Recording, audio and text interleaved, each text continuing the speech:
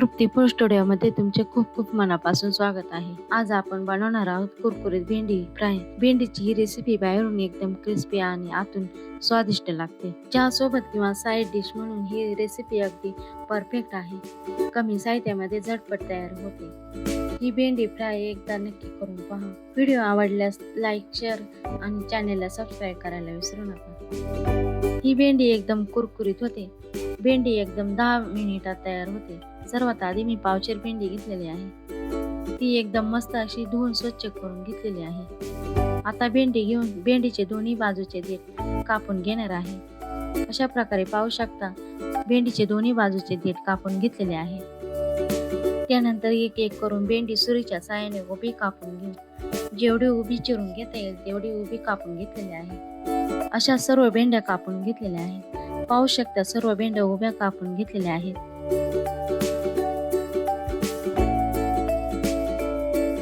मग त्या एका ताटामध्ये घेऊ.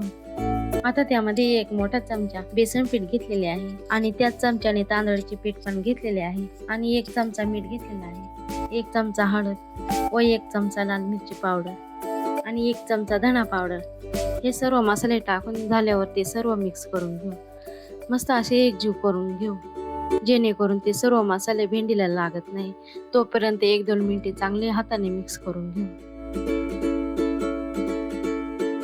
ते मसाला चांगला असे भेंडीला लागलेला आहे. मग गॅसवर कढई ठेवून त्यामध्ये तेल टाकून घेऊ. तेल चांगले गरम झालेले आहे. मग त्यामध्ये थोडी थोडी करून भेंडी हाताने कढईमध्ये टाकून 2-3 मिनिटे छान असं कलर येईपर्यंत मस्त असे कुरकुरीत होईपर्यंत तळून घेऊ.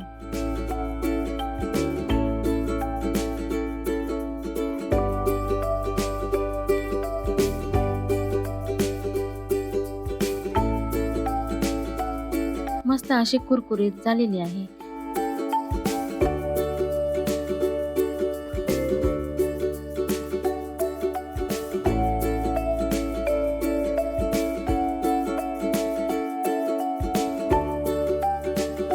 आता ती काढून घेऊ.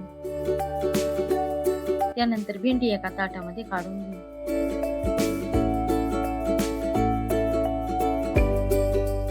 मुलांना ही कुरकुरी भेंडी एकदम परफेक्ट आवडेल.